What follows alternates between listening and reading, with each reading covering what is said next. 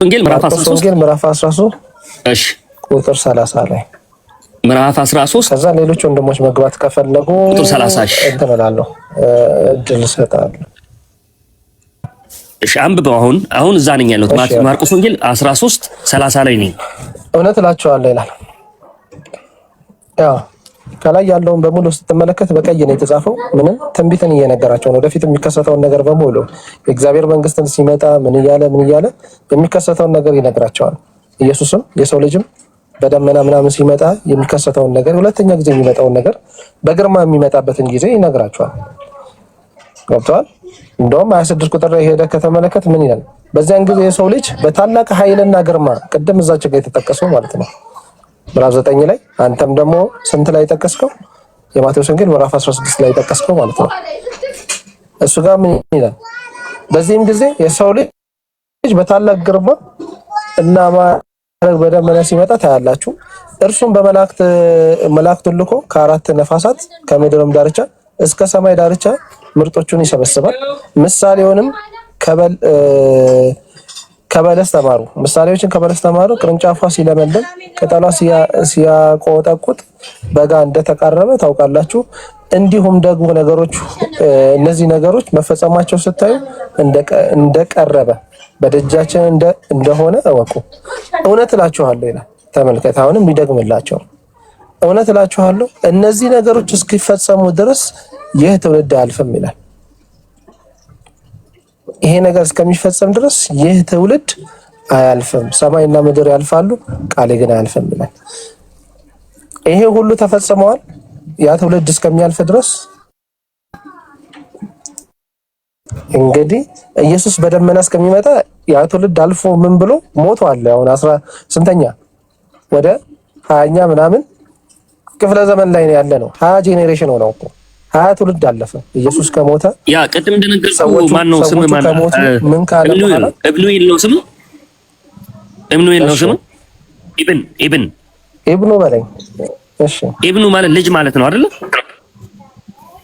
አዎ ኦኬ። አትንገር። ለምን ትነግረዋለህ? መንፈሱ ለምን አይነግርህም? ቆይ ነው እንደዛ ነው። እኛ እየተወያየን ነው ወንድሜ፣ በትህትና በፍቅር አይደለም። ቆይ በፍቅር በትህትና እየተወያየን ነው እንጂ ፉክክር፣ ክርክር እንደዚህ አይነት ባህሪ የለብኝም። የመሰዳደር ተረጋጋ እንጂ ባህሪ የለብኝም። ወይኔ ጉዴ ፈላ ምትል ነው የሚመስለው። ቀስ ብለህ ተናገር እስቲ። ምን ሆኜ ሰላም ነው ያለው? እስቲ ተረጋጋ። ቆይ ላውራበት እንዴ በቤቴ ጭራሽ። ኧረ ያ አለ። ለምንድን ነው ቆይ መጽሐፍ ቅዱስ ራሱ ጥቅስ ስትጠቅሱ የቱ ላይ ነው ጥቅሱ?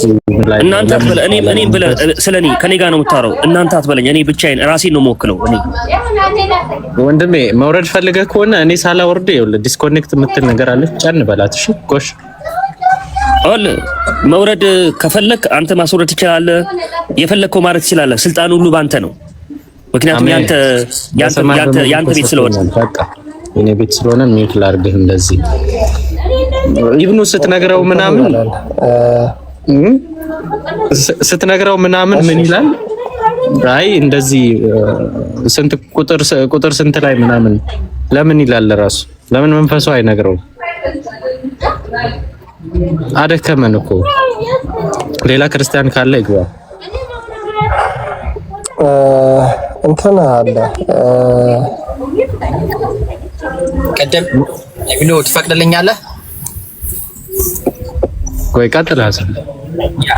ላችሁንም አፉ በለኝ። አራራራ በጣም አሪፍ ውይይት ነው ያደረጋችሁት አንተና ማነው ስሙ የሄደው ልጅ። ግን ማለት በጣም ብዙ እየተናገረ ምንም ሊገባና አልቻለም። እኔ እንጃ የገባችሁ ካላችሁ ኢብኑ ገብቶ ካሌርጁ ሐሳብ ኢብኑ እኔም እኮ ስለዛ ግን ነው ሐሰኑ ምንም እየገባኝ አይደለም። ለዛ ነው እኮ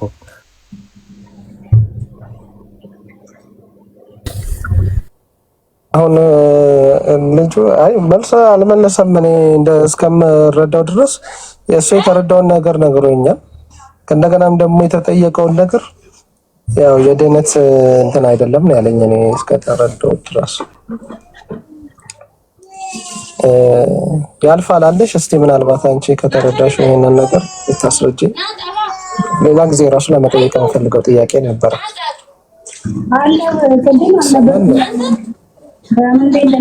አብሽር ከተሰማሽ ምን አልሽኝ? ድምፅሽ ርቋል።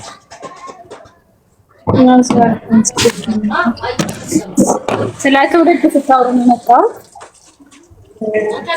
አዎ ኢየሱስ የማርቆስ ወንጌል ላይ የሁለተኛ ጊዜን የሚመጣበትን ትንቢት ይናገርና ምን ይላል? እውነት እላችኋለሁ ያው ሁለተኛ ጊዜ የሚመጣበት አለ አይደል? ሊፈርድ የሚመጣበትን በደመና ሆኖ ከመላእክቶች ምናምን እንደሚመጣ በኃይል እንደሚመጣ ይናገራል። ያንን ከተናገረ በኋላ እውነት እላችኋለሁ እነዚህ ነገሮች እስከሚፈጸሙ ድረስ ይህ ትውልድ አያልፍም ይላል እና ትውልዱ ደግሞ አለፈ፣ ኢየሱስ አልመጣም። ኦኬ እዚህ ትውልድ በራሱ ለአንተ ምን አይነት ፍቺ ያለው እስኪ ንገረኝ። እኔ አሁን ትውልድ ሲባል ትውልድ አንድን ሰው ይህ ሰው ስትለው እዛ አካባቢ ያለው ሰው ነው፣ እዛ አካባቢ ያለው ሰው ነው። ትውልድ ሲባል ግን እየተዋለደ እየበዛ የሚመጣ ለሺ ትውልድ ይህ ትውልድ ነው ያለው። ይህ ትውልድ ነው ያለው። የትኛው ትውልድ? እነዛ ውስጥ ነው ትውልድ። ይህ ትውልድ አይደለም። ይህ ትውልድ ሲባል አሁን ለምሳሌ እኔ ይህ ትውልድ የቲክቶክ ትውልድ ነው ብል ምን እያልኩ ነው? አንተ አሁን ይሄ ትውልድ የቲክቶክ ስትል ለቲክቶክ የተጠቀምኩት ግን ትውልድ ስል እዛ ጋር አሁን ትውልድ ስል ለብዙ የሚሄድ እየተዋለደ እየበዛ የሚሄድ እንጂ ትውልድ አያልፍም። ይኸውልሽ ትውልድ አያልፍምና ይህ ትውልድ አያልፍም እየነገራቸው ያለው ለደቀ መዛሙርቶቹ ነው። ይህ ትውልድ አያልፍም። እንደውም እንደ መጽሐፍ ቅዱስ ከሆነ እኮ አንድ ትውልድ ወደ 40 ዓመት ምናምን 50 ዓመት አካባቢ ነው። ከዛ ሌላው ትውልድ ይመጣል፣ ትውልድ ይተካታል። እንደ መጽሐፍ ቅዱስ ማነጋገር ስምን ባላቅም እነዛ ትውልዶች አሁን እኔ ስሞት ለምሳሌ እኔ ብቻ ነኝ እናንተ አለ ነው እኔና ያ ሰው ያገባል ይወልዳል። እኔና ያ ሰው ካልወለደ ትውልድ ይመጣል አይመጣም። ልክ ነሽ። ይኸውልሽ ያንቺ የኛ ትውልድ ያልፋል አይደለ? አዎ ያለፈ ሌላ ትውልድ ይተካል ማለት ትውልድ በትውልድ በጣም ስለዚህ የኛ ትውልድና የኛው ትውልድ አንድ ነው። እነዛ ትውልድ የመጣን ነን እኛ አይደል እንዴ? ዛሬ እኮ ይኸውልሽ በጣም ጥሩ የተተካን ትውልድ ሲባል ጄኔሬሽን ሲባል የዚህ ጄኔሬሽን አለ ይሄ ጄኔሬሽን የኛ ትውልድ ሲባል የኛ ልጆቻችንን አያጠቃልልም። ገብቶሻል? የእነሱ ራሳቸው ትውልድ ስላላቸው ማለት ነው። አባቶቻችን የራሳቸው ትውልድ አላቸው። የአባቶቻችን ትውልድ የኛ ትውልድ ነው እንዴ? አይደለም። እንደዚህ ሁሉ ደግሞ ኢየሱስ ምን ይላቸዋል? ይህ ትውልድ ሲል በዛ ጊዜ የነበሩት ምኖች በሱ ጊዜ የሚኖሩ ሰዎች ማለት ነው። የሱ ሰዎች የሱ ትውልዶች እሱ የተወለደባቸው ትውልድ የሚለው ራሱ የተወለደበት ማለት ነው። እንደዛ አይደለማ እንድትረዳ የሚያደርገው እኮ አሁን መጽሐፍ ቅዱስ ወይም ቁርአን ሲጻፍ ለዛ ዘመን ስላለው ሰው ብቻ አይደለም። አንተ ቁርአንን በዛ ዘመን እኛም የኢየሱስ ትውልድ ነው። እሺ እኛም የኢየሱስ ትውልድ ነው። እዚህ ጋር አንድ ነገር ልንገር፣ እዚህ ጋር አንድ ነገር አለ። አሁን ቁርአን ሲጻፍ በእናንተም በእኛም ሲጻፍ ለዛ ዘመን ከሆነ እኔ እናንተ እዚህ ጋር እኮ ዛሬ መከራከር ወይም ደግሞ መነጋገር አይጠበቅብንም። ለምን ያ የተጻፈው ቁርአን እኔ እናንተ ሆኖ ወለዳል ከስንት 2000 ዓመት በፊት የተጻፈ ነው። ስለዚህ ያ ያለፈ ለትውልድ የመጣው ዛሬም ደግሞ ይሄን ቃል ሲናገር ኢየሱስ እየተተላለፈ እንደሚመጣ ስለሚያውቅ ለትውልድ ነው የሚለው እንጂ የዛኔ ለነበሩት ለዛ ለጥቂት ህዝብም ለጥቂት ትውልድ የሚናገር አይደለም። ይሄን እንደዛ ነው መረዳት ያለብን። ምን መሰለሽ ያልፋል። ለምሳሌ ይኸውልሽ ያ ትውልድና ይሄኛው ትውልድ አንድ ነው ካልሽኝ ኢየሱስ ምን ይላቸዋል? ይሄ አመንዝራ ትውልድ ይላል። አንቺም የአመንዝራ ትውልድ ነሽ። እዚህ ጋር የአመንዝራ አላለ ኢየሱስ የተናገረው ትውልድ ሲል አይደለም። ይኸውልሽ ይህ የአመንዝራ ትውልድ ብሎ ሲናገርና ይህ ትውልድ አያልፍም ብሎ ሲናገር ሁለቱም ይህ ብሎ ነው የጠቀሳቸው አይደለ? አይ ትውልድ ያኛው ትውልድ እኛን የሚጨምራል ካልሽ አንቺም የአመንዝራ ትውልድ ነሽ። አምነሽ ተቀበይ። እንደዛ ከሆነ አይ አይደለም እዛች ጋር ይሄ አመንዝራ ትውልድ ሲል በጊዜው የነበሩትን ሰዎች ነው ብለሽ ከተናገርሽ ይህ ትውልድ አያልፍም ብሎ ሲናገርም ደግሞ በጊዜው የነበሩትን ነው ማለት ያለብሽ። ሁለት አይነት ለአንተ ሲሆን እንትን ለኔ ደግሞ ሲሆን እንትን ምናምን የሚባል ነገር የለም። አንደኛው ሲሰድብ ይኸውልሽ ሲመርቅሽም ከተቀበልሽ እንደ ትውልድነት እንትነሽም ሲልሽ ሲረግምሽም ደግሞ እንደ ትውልድ ተቀበይ። እዚህ ጋር ማወቅ ያለብን ነገር በዛ ዘመን የሚያመነዝሩ ኃጢአትን የሚሰሩ አሉ፣ በዚህም ጊዜ አሉ። ልነግርህ ነው ልመጣልህ እኮ ነው። ስለዚህ በዛን የነበረ አመንዝር ትውልድ አሁንም ላይ የሚያመነዝሩ አሉ እኮ። ስለዚህ ይህ ትውልድ ብሎ ሲናገር ሁላችንም ነው ማለት ነው፣ አንቺንም ጨምሮ።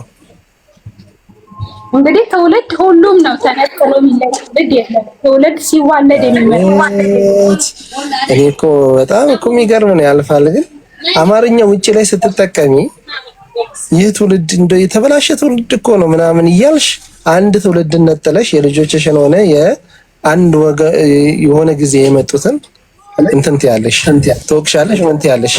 አሁን ግን ለመጽሐፍ ቅዱስ ኢየሱስን ለመደገፍ ስትይ ሁሉንም ነው ብለሽ ስትኖሪበት የነበረውን ራሱ የቋንቋ አጠቃቀም ትክጃለሽ።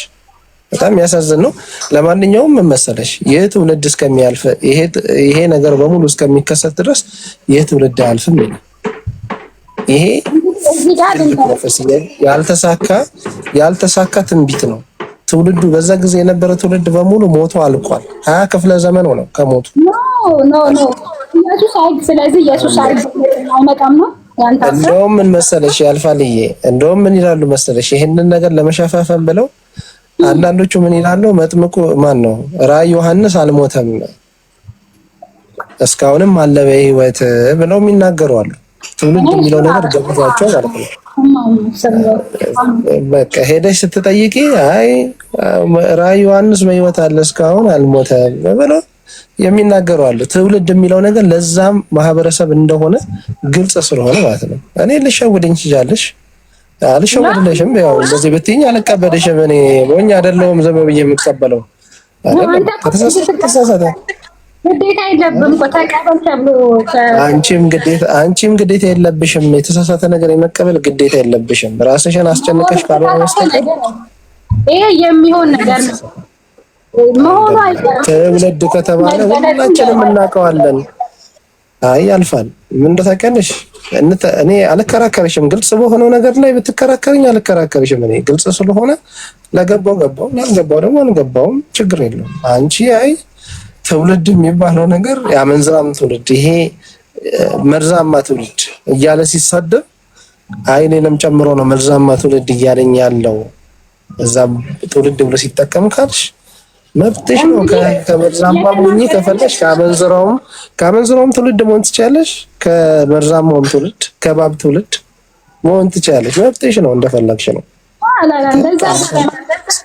እኛ እኔ እንደተረዳሁ አለ የምትረዳ ያንተ አይደል? ሌላ የኔ አለዳት ይላል ሁሉም ሰው አንድ አይደለም።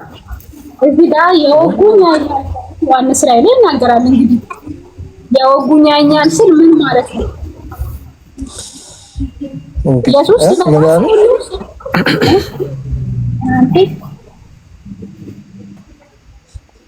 ምን እንደተከለሽ ብዙ ነገር አለ። ትውልድ የሚባለው ነገር በጣም በነገራችን ላይ ኢየሱስ ብዙ ቦታዎች ላይ ትውልድ የሚለውን ነገር ይጠቀማል። እንግዲህ እዛኔ የሚጠቀመው ግማሹ አንቺም በህይወትሽ ይኸውልሽ አንቺም በዕለት ተዕለት ኑሮሽ የምትጠቀሚ ነገር ነው። ለምን ትክጃለሽ? አሁን እሱ እስቲ ይኸውልሽ ፈጣሪ እየተመለከተሽ ነው፣ የምታመልኪው ጌታ እየተመለከተሽ ነው። ይህ ትውልድ ብለሽ ለአንቺ ሳይሆን እንደጠቅላላው ሳይሆን እንደው ለልጆችሽ ምናምን ተጠቅመሽ